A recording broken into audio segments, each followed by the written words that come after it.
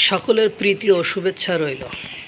বাংলাদেশ সাম্প্রতিক দাঙ্গা বাদিয়ে এখানে হিন্দুদেরকে, সংখ্যালঘুদেরকে কোণঠাসা করার একের পর এক প্রচেষ্টা অব্যাহত রেখেছে একটি উগ্রবাদী গোষ্ঠী বা মহল।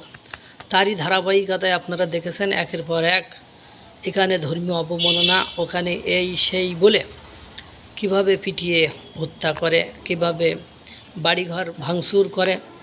যদি ধারাবাহিকভাবে আমি একটু বলে আসি, যাক সর্বশেষ যেটা বলতে চাচ্ছিলাম সেটা আগে বলে নিই, তারপরে দেখা যাক কী ঘটে। সর্বশেষ যেটা বলতে চাচ্ছিলাম, আপনারা জানেন 2 দিন সামাজিক যোগাযোগ মাধ্যমে একটি নিউজ, ভুয়া নিউজ কি ফলো করে প্রচার করা হচ্ছে, যাতে করে বাংলাদেশের উগ্রবাদী গোষ্ঠী বা কট্টরপন্থীরা হিন্দুদের উপর চড়াও হয়ে হামলা করে বা সাম্প্রদায়িক দাঙ্গা একটা বাঁধানো যায়। সেটা কি, ঢাকেশ্বরী মন্দিরে 2 জনের ছবি, বিয়ের ছবি দিয়ে বলেছে যে ঢাকেশ্বরী মন্দিরের পুরোহিত ঢাকেশ্বরী মন্দিরে ফেলে 2 জন সমকামীকে বিবাহ দিয়েছে। এই নিউজটি ছড়িয়ে পড়েছে।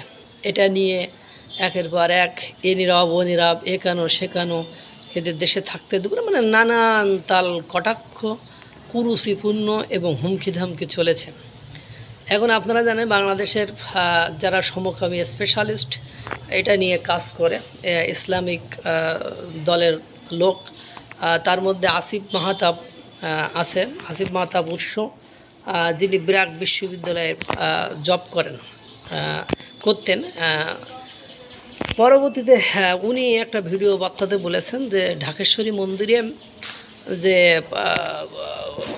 আপনার সমকামীদের বিয়ের ছবিটি ঘুরে বেড়াচ্ছে বা পোস্টটা হচ্ছে, সেটা সমকামীদের বিয়ে না। আমরা সেখানে যে সরেজমিনে যে খোঁজখবর নিয়ে দেখভাল করে আসছি, আমরা তদন্ত করেছি। সেই ধরনের ঘটনা যদি ঘটতো আমরা অ্যাকশানে যাওয়ার জন্য প্রস্তুত ছিলাম। ওরা এই ধরনের কথা তিনি বলেছেন। এখন দেখেন, এই হলো অবস্থা। সাম্প্রদায়িক দাঙ্গা বাঁধানো, সংখ্যালঘুদের কোণঠাসা করা, হিন্দুদের উপর আক্রমণাত্মক দৃষ্টিভঙ্গি দেখানো, তাদের উপর আক্রমণ করলে তারাও এরা মিথ্যা আরোপ করে একের পর এক কী করে আপনারা জানেন।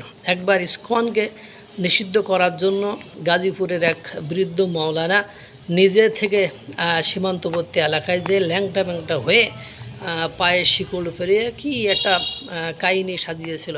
পরবর্তীতে এটা নিয়ে দেখেন তাকে মিডিয়ার সামনে প্রাথমিক পর্যায়ে আসতে দিচ্ছিল না।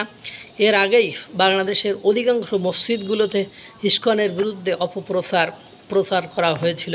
পরবর্তীতে বিরুদ্ধে যখন মুখ খুলল, সিসি ফুটেজগুলো প্রকাশিত হলো, তখন কিন্তু দিনের আলোর মতো পরিষ্কার হলো এটা তাদের সাজানো নাটক ছিল এবং বিরুদ্ধ ওই নাটকেরই একটা স্ক্রিপ্ট ছিল। এই যে দেখেন সাম্প্রদায়িক দাঙ্গা বাঁধানোর জন্য আরও তারা কী করে, দীপুচন্দ্র দাসকে কিভাবে ধর্ম অবমাননার কথা বলে, যার কোনো প্রমাণ নেই, ভিত্তি নেই, কোনো ভিডিও নেই, কিচ্ছু নেই, তাকে গণপিটুনি দিয়ে পুড়িয়ে জ্বালিয়ে গলায় পা দিয়ে কিভাবে হত্যা করেছিল সেটাও আপনারা জানেন। এই হলো অবস্থা।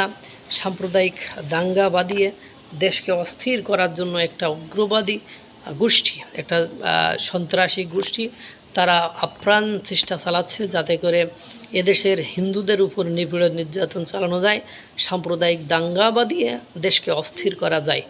আমরা একের পর এক এগুলো দেখছি এবং মাঝে আপনারা দেখেছেন পলাশবাড়িতে সেই রাম মূর্তিকে কেন্দ্র করে কি করেছিল, কিভাবে হিন্দু বা সনাতনী ধর্মীদের উপর কিভাবে কথোপকথন হয়েছিল, তাদের রামের কিভাবে জুতা পিটি করেছিল। এই যে অবস্থা, এই অবস্থায় দেশ চলতে থাকলে সাম্প্রদায়িক দাঙ্গা না বাঁধলেও একটা প্রেশারের মধ্য দিয়ে যাবে এবং দেশ যে কোনো সময় একটা গোলযোগ লেগে যেতে পারে।